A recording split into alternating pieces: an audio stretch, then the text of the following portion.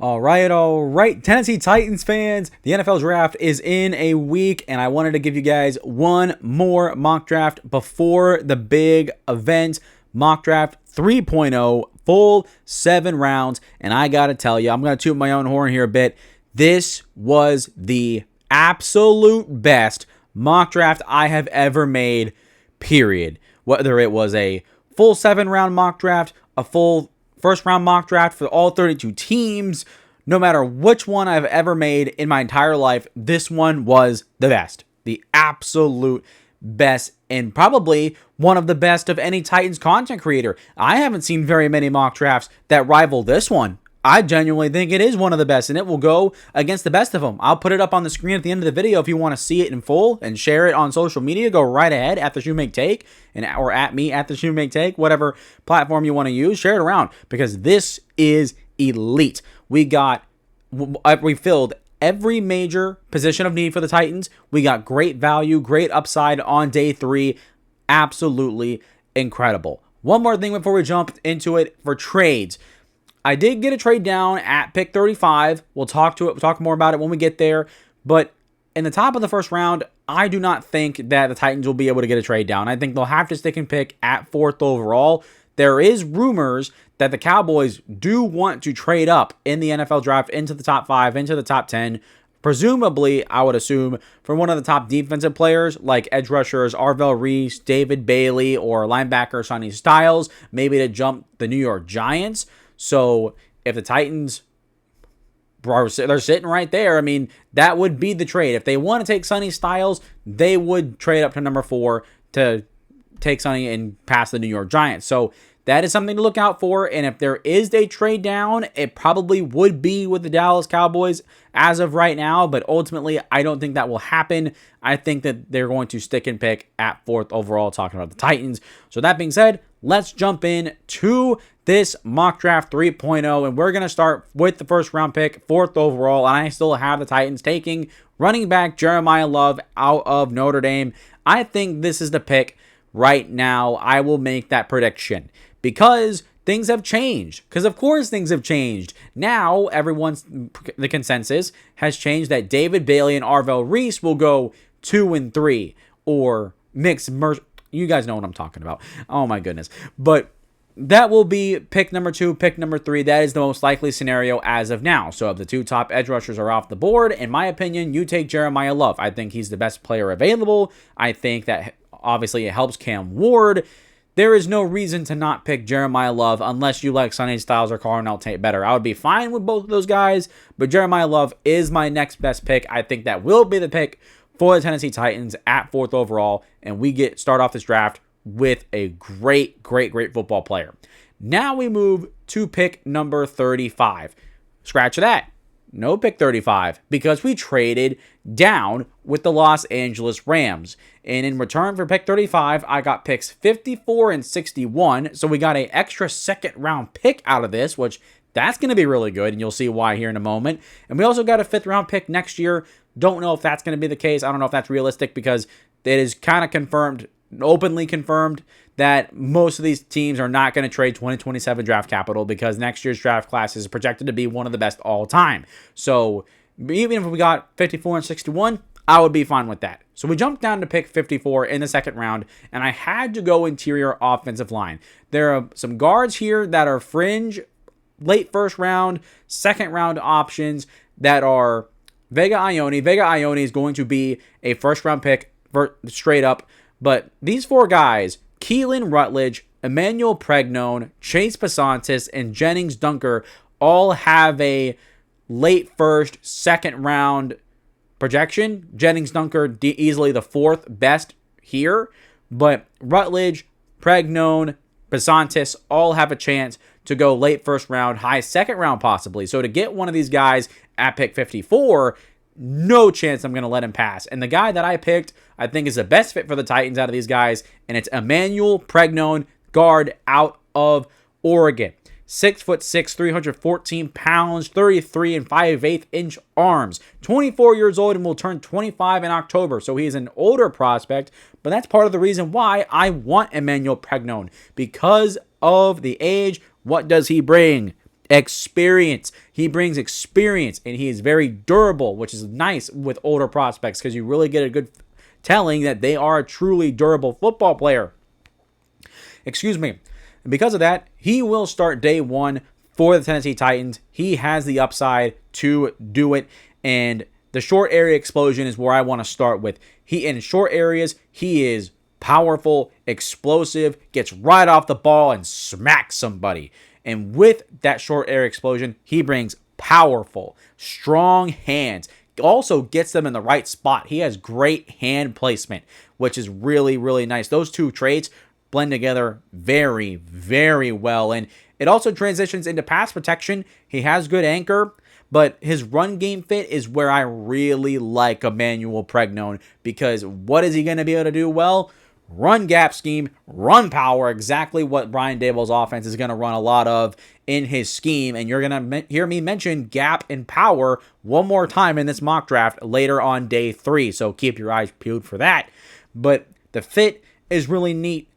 What he brings with the short area, explosion, his hands, all make for a really good guard prospect that can start day one and also fit exactly what the Titans need. But he also plays with a nasty streak. He plays through the whistle. He will throw guys on the ground, and I want that in my guard. I want a guy that is strong and powerful and not afraid to show it. Oh man, Emmanuel Pregnon would be such a great pick here. But there is some things that we need to talk about, some downsides we need to address here, because he's not the perfect prospect. That's why he's going in the second round. But he gets a little stiff in his hips when defenders are crossing his face, and in the run game, he gets a little bit disoriented, or not disoriented, but he doesn't transition well into it. He has a hard time competing against that type of situation, and he doesn't have the best change of direction. He's a great linear athlete, ran a good 40-yard dash at the NFL Combine, but doesn't really, he does a lot of this. Doesn't do a lot of that. That's not a great example, but that's kind of what I'm getting at. And it leaves him susceptible to quicker, more twitchier rushers on the defensive line. That'll give him some problems. And in turn, when you see on tape, you'll see him overshoot or overstep to try and compensate, and then it'll end up getting him out of position. But this is all stuff that I think that can be worked on, that can be tweaked a little bit. The stiffness in the hips, maybe, is that something that can be coached? I don't think it is. I think that might be more of just a physical limitation. Let me know in the comments, someone who's a little bit more knowledgeable in this type of evaluation for prospects. I'm not really honed in on this type of area, but if one of you guys are, let me know in the comments. The stiff hips and the change of direction, is that something that can get better, or is that a limitation that Pregnon is just going to have to work with?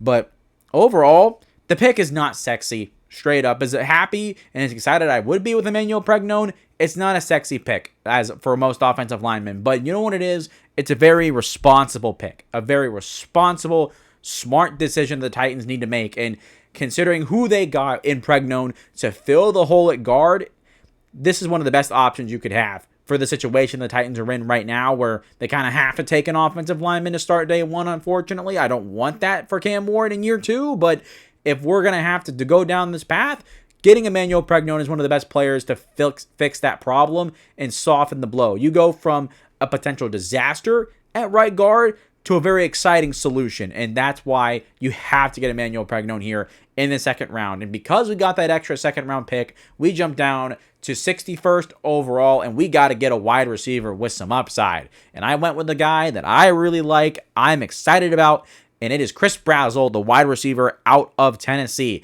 If the Titans are going to take a wide receiver in this draft, it better be someone with wide receiver 1 upside. It better be someone with very high potential. I do not want someone that does not have high potential. I get it. A guy like Jeremy Bernard, for example. I would like Jeremy Bernard. I'm not going to say I wouldn't, but he's not going to be the future number 1 receiver that the Titans need. And then you get to next year, and you're going to have to probably take a receiver in the first round next year. And is that a lot of resources? Yes. Is that a great problem to have? Yes, absolutely it is, for Cam Ward especially.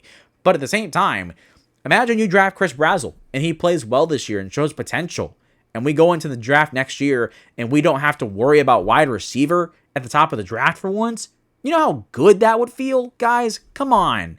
I mean, that would be amazing to not have to worry and have to moan and groan about needing a receiver at the top for years since we've traded AJ Brown. That's been the thing that we have been asking for. Please take a receiver at the top of the draft. Please take a talented receiver at the top of the draft. And the Titans simply have not done it. Since Treylon Burks, they haven't done squat in this spot. So to get Chris Brazzell and for him to do well, theoretically, and have to go into 2027, and maybe you can focus on another position of need on the team and not have to worry about wide receiver for once, oh my gosh, that would be so freaking good. That's why you draft Chris Brazzell, because of that upside, and that's why I took him here, even though he's not going to be, even though like picking him at 35 in the 30s and the 40s is not good anymore. The consensus has dropped him down to here. Getting him here at 61st, you got him in the right spot, which I like. Absolutely stupendous. Now we'll move to the third round, 66 overall, back to one of the Titans' original picks. And now we have to go edge rusher. And I took another Tennessee guy, Joshua Josephs, out of Tennessee.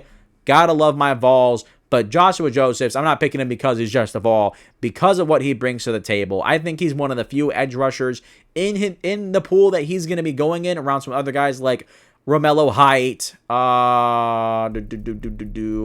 Well, Gabe Jockus will probably be there still. R. Mason Thomas is going to be gone, I think. I can't think of some of the other names that are in this pool. I apologize. It's blanking on me. But Joshua Josephs is a speed rusher that brings a lot to the table. He's 6'3", 242 pounds. He needs to put on weight. That is small for an edge rusher. He needs to put on at least 10 more pounds. But he also has 34.25-inch arms. He has an 82-inch wingspan. 82 inches. That is massive. Excuse me.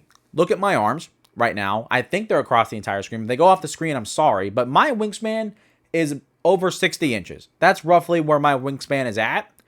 Imagine adding, give or take, 6 to 8 inches on each end of my arms, and you got his wingspan. That's nuts. That is insane. You know how high, how valuable that brings? Not only does that help you setting a physical edge on rundowns, but also a wide tackling radius, the ability to push defenders and disrupt in the run game. That arm length and wingspan is tantalizing, right? But you get to what he can do on the field, and his get off and his initial first step quickness are great. They are fantastic. It sets a strong foundation for attack, and he also is toolsy. He has multiple moves he can go to. Go look at the Alabama game and Oklahoma games. Those two games, he was giving those offensive lines fits. He was doing a bunch of different stuff to them. If you want a good game to look at for Joshua Josephs, those two games are exactly where you need to go see. And also, like I mentioned earlier, he has great reach to tackle ball carriers. And because of his length, he can push an offensive lineman out of his spot and can spill runs outside, force running backs to bounce outside, right for a sitting corner to wrap him up and eat him for breakfast, right? So that's what Joshua Josephs can do. But there are some things that needs to be better. First and foremost, like I mentioned with the weight, he needs to put on at least 10 more pounds. You cannot be an edge rusher in the NFL at 240 pounds. That is way too small. At that point, you better be playing linebacker if you're 240 pounds. So no, let's add on 10 more pounds of muscle and go at 250. And now you have an edge rusher at the right size and the right length. Now you can mold him into something really, really good. But one thing that is very concerning for me, 23% missed tackle rate is bad. For someone who is that long, you should not be missing that many tackles, my friend. I saw a lot myself watching Tennessee games. It's not good enough. He needs to have a better tackling. And also, he has tight hips, stiff ankles. For someone who's a speed rusher, he's very linear in his approach, and that will limit him as a player. If he had better bend and better athleticism in that regard, better, flexibility, he would be a second-round pick. But because of that contributed to him dropping down to the third. And also, his hands and his feet are not in sync. They are doing their own things. You will see that on tape. His feet are in a completely different area to his arms. His body is not one continuous well-oiled machine. It is a little bit everywhere right now. He's going to need some time to get that refined and get that working, but he will be the designated pass rusher on third downs that the Titans need right now. He will be the third down pass rusher next to Jermaine Johnson or Femi Oladejo and Jeffrey Simmons, John Franklin Myers, right? He will do that immediately as a rookie, which is fine. We need someone to fill that role and just be that role player right now. He will do that, and then has the upside to be a every down player. If you can get his weight up a little bit and you can have him generate more power, we're cooking. We are cooking with a guy like Joshua Josephs, and he could be a very important piece on that defensive line for years to come if he hits. And then we get to the fourth round at pick 101, starting day 3. And I had to get a center, and I got one of the best, in my opinion, probably the best option on the board, and it is Jake Slaughter, the center out of the University of Florida. I'm not, screw the Gators, because I'm a Vols fan, of course. Screw the Gators. But at the same time, I love Jake Slaughter. He is, oh man, he is literally, he might be the best center option on the board at 101 for the Titans. If he gets to 101, I would like try and call Mike Borgonzi myself and tell him, you better run to that podium and pick Jake Slaughter, because he is exactly what the Titans need. 6'5", 303 pounds, 32 3/8 inch arms. He is an undersized guy. There is no sugarcoating that. There is no fixing that. He is undersized. But he has plenty of experience. He is a 3-year starter. And looking at him play, he was one of the best centers in the country. And you want to know why? Here's why. His technique is amazing. His hands and his feet are always in the right spot. He is a good finisher. He is quick and resets and adjusts well for a guy that size. And for someone who is average sized, he competed with the best of them. He wasn't just a smart technique guy. He fought with guys. Guys bigger than his size, he competed against them. And now we move to the IQ part, what's the word? Hinted at? Prefaced, I guess? I don't know. Anyways, the next thing I like about Jake Slaughter is his IQ. Very high IQ. You talk about calling protections, getting his offensive line and his teammates in the right spot, identifying twists and stunts. He wasn't just a leader, a 2-time captain that loves football, right? He was an alpha on that offensive line. He made sure that his guys were in the right spot every single time. And you know what? For someone to start day 1 for the Titans that can do that, give him to me. Give him to me right freaking now. Just like Emmanuel Pregnon, he would be the best solution for the massive problem that we have at center right now. If you want someone that can start day 1, it can help smoothen that gap and kind of fill that hole a little bit with something that's not an absolute disaster like Austin Schlottman, give me Jake Slaughter. Give him to me. Now, there is some things that we need to address downside-wise, and it's because of his size. Because he's a smaller, average-sized guy, he does not displace blockers in the run game. Pure bull rushes will get to him. Stronger, heavier edge rushers, not edge rushers, but and defensive linemen will get to him, and he can't out-leverage guys. And when he gets out-leveraged, he struggles to recover. But those are things that I'm not going to worry about too much. Because you have Emmanuel Pregnon, who is a massive mauling guard to his right, and you have a very technically sound, quick, and also strong in his own right, Peter Skoronski, those two guys can compensate for what in size Jake Slaughter doesn't have. But because of the technique and the IQ, he is someone that will start right away for the Titans on day 1. And like I said, smoothing the gap that is right now at the center position, that massive hole. You get this potential disaster to a very exciting solution that has high upside to secure that spot for years to come. And if these were the first 4 picks, Jeremiah Love, Pregnon, Brazel, Slaughter, Josephs, that's 5, not 4. If these were the 5 picks the Titans came away with, we're cooking. That is amazing, incredible. I would be championing Mike Borgonzi from the roof of my house. I would climb on the roof and yell, Mike Borgonzi's the GOAT. I would be doing that. So to get all these guys to start the draft, absolutely incredible. But now we got to go further into day 3, and now we're talking about some high upside players that have really good traits. And the first example of that, in round 5 at pick 142, I took another defensive tackle that is slightly undersized, like Landon Jackson out of Navy in Mock 2.0, if you want to check that out. I'll put a card up there for you. The thing is, I want someone that's a little bit bigger than Landon Jackson and someone that's a little bit more explosive than Landon Jackson. Who is that, you might ask? Well, let me tell you about Caleb Proctor out of Southeastern Louisiana, one of the best defenders in the FCS. He is 6'1", 291 pounds, 33-inch arms. So, again, undersized as a defensive tackle, but he ran a 4.79 40-yard dash. He is moving. He is not just moving, he is moving. He is fast for a defensive tackle. And also add that with a 33-inch vertical, 9-foot broad jump. His athleticism numbers are some of the best testing numbers in the combine this year for all defensive tackles. Fantastic. Absolutely fantastic right there. And when you get him on the field, he has great get off. His first step explosion is truly elite, one of the best in the entire class. Sometimes it looks better than Joshua Josephs, who we just took in the 3rd round. It is that freaking good. And he is flexible. He shows bend. He can bend off the edge. He can do that. And he also attacks at different angles. He can do a couple different things. And talk about different things, he's got tools in his belt. He has different moves he can go to. So there is a lot to like with a guy like Caleb Proctor. He has speed. He has flexibility. He has tools in the belt. He has enough upside here to where he can be a contributing depth piece on the interior defensive line. Now, with all the good, there are some things that are pretty damning.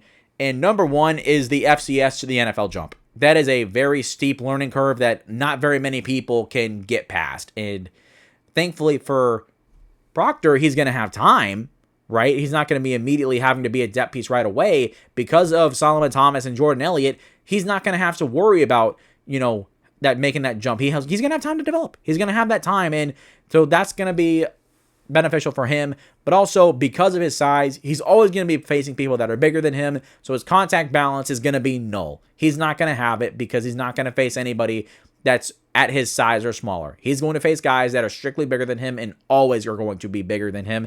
And when guys get their hands on him, he struggles to recover because of his lack of size. And the last thing is his role.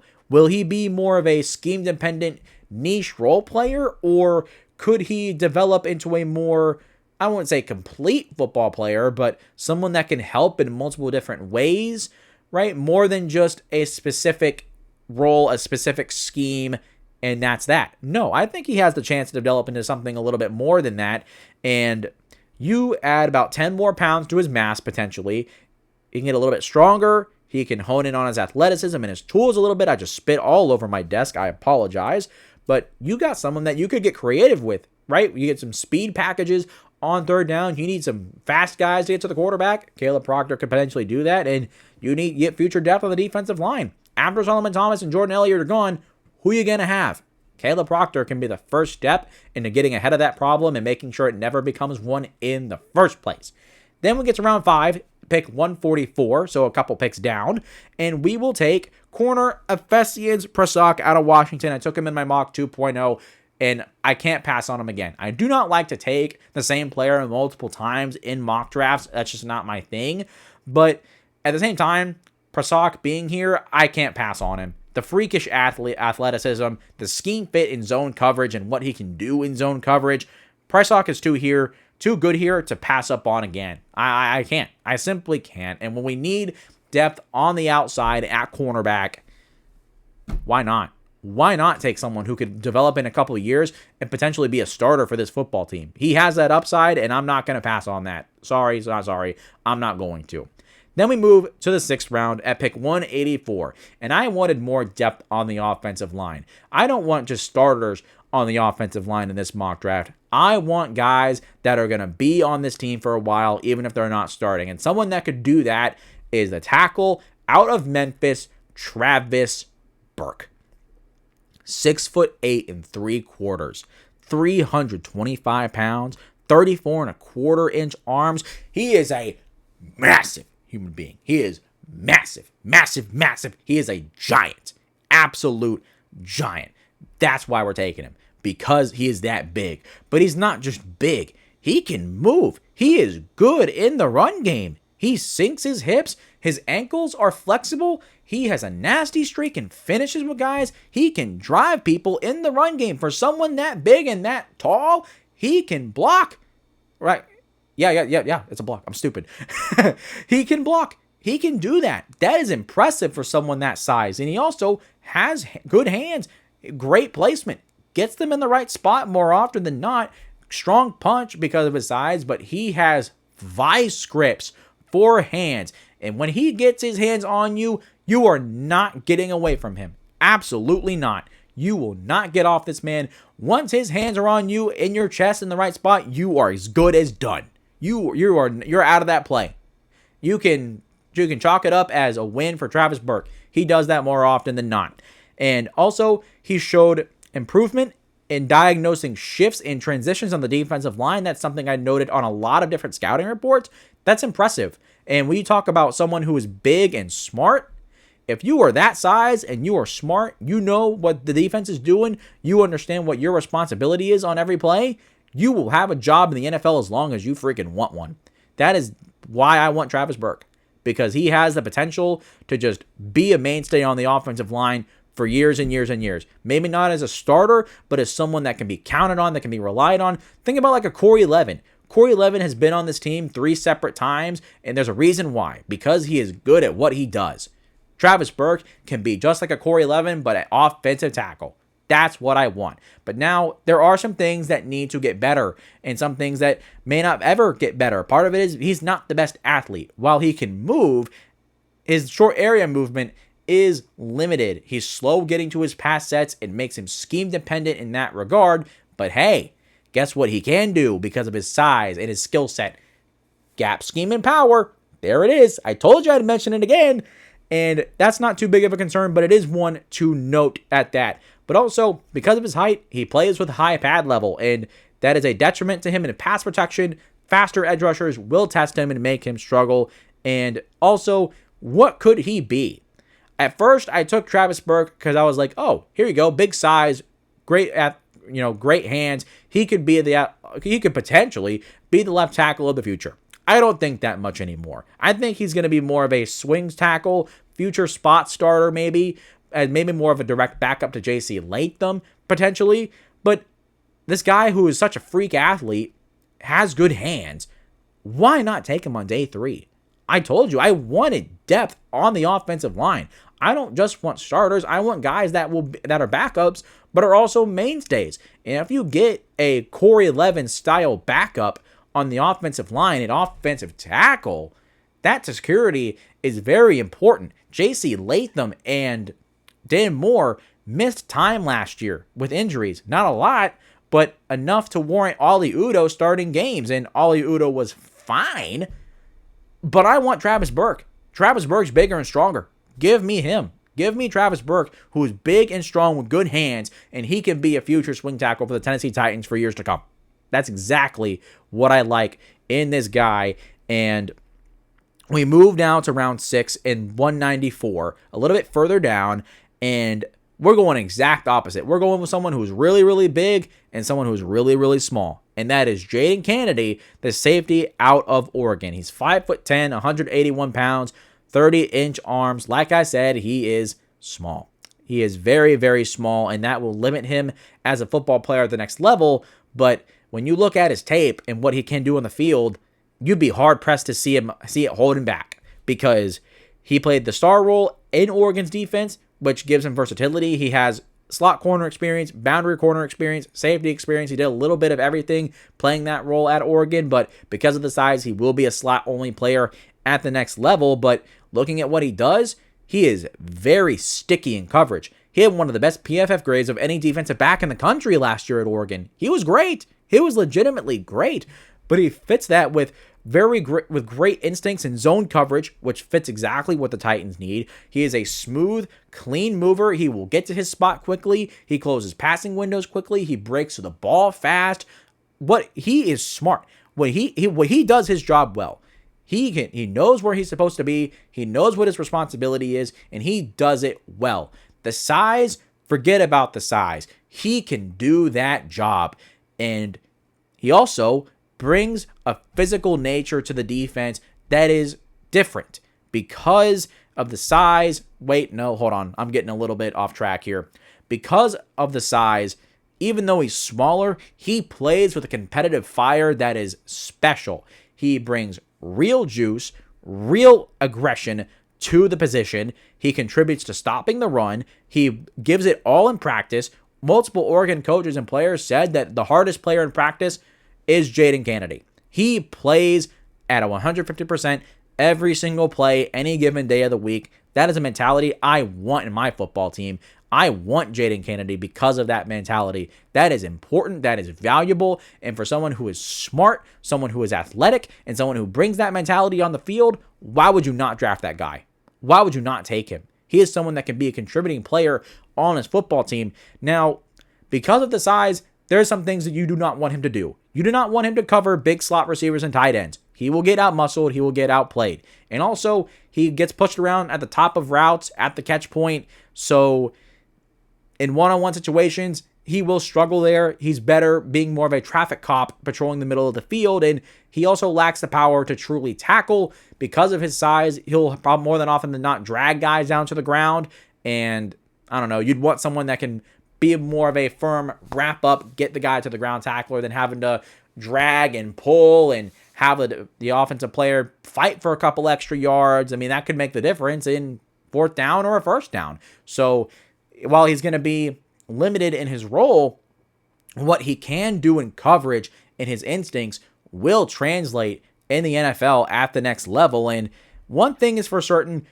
the slot position is a little bit crowded right now for the Titans because Kevin Winston, Marcus Harris are both slot players. Amani Hooker is more of a box safety now in his time. He's no longer a deep free safety type of player. He's not athletic enough to do it anymore. And Alontae Taylor also has slot versatility. One could argue that he's better in the slot than he is outside. So, like I said, it's crowded, but the Titans need better depth in the secondary period. And you mix that with Efesian Prasad, who we picked a couple picks earlier. Why not? He brings a lot to the table that the Titans do need, and also what they're going to ask out of him. He can do that.